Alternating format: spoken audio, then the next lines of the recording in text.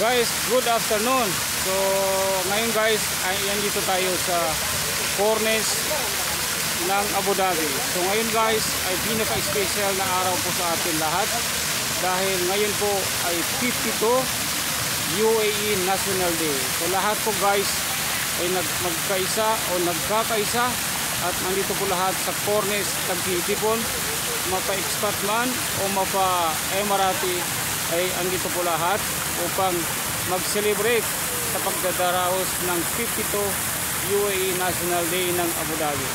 So andito tayo lahat guys at karamihan po ng mga tao, so halos karamihan po ay andito po sa may cornice upang maki-celebrate sa 52 UAE National Day. So isa na ako guys sa nakikisa sa ganitong napaka-special na occasion ng bansang UAE.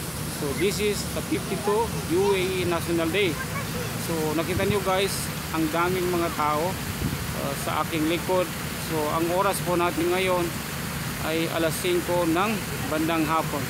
So guys, paparating pa lang ang mga tao kasi sobrang dami yan guys. Pag mamayang gabi na yan, hindi yan makakausad yung mga sasakyan kasi nai-intact yung mga sasakyan sa kalye dahil po sa lahat po ay gusto makiisa, maki-join sa kasiyahan na nagaganap dito mismo sa may cornice ng Abu Dhabi.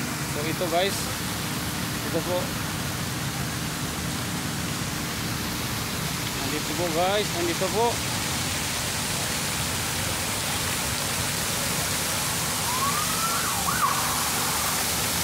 Sobrang daming tao mamaya guys kasi may mga aircraft exhibition mamaya na kanilang ipapakita o kanilang ipapalabas mamaya ang gabi. So magkakaroon po ng air exhibition mamaya. So ayan guys, so ito po guys ay idinaraos every December 2-3 ng every year. So ito po guys ay idinaraos ang UAE National Day every December 2 and December 3. So dalawang araw po yan guys. Kaya medyo mahaba-haba po ang bakasyon ng bawat isa. So actually guys, siyempre walang pasok niyan sa araw na ito hanggang bukas.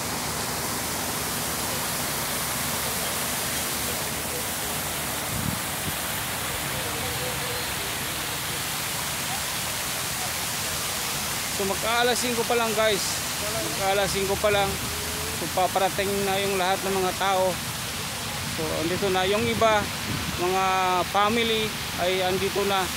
Nagdala sila ng mga baon, upuan o mga pagkain. Dito na sila mismo naglapag ng kanilang mga baon sa may garden.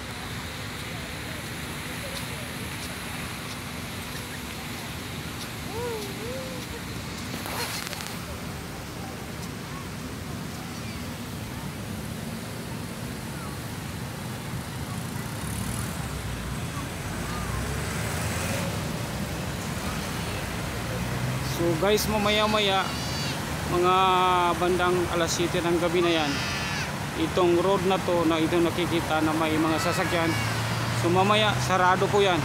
Wala pong makakapasok na sasakyan dyan kasi solid po yan, compact po ng mga sasakyan yan, punong-puno po ng mga sasakyan yan. So hindi na sila umaalis, nandiyan na po sila nagsasayawan, nagtugtugan, lahat kung ano-ano ang mga kasiyahan ang kanilang gagawin. May mga parada pa dyan mamaya.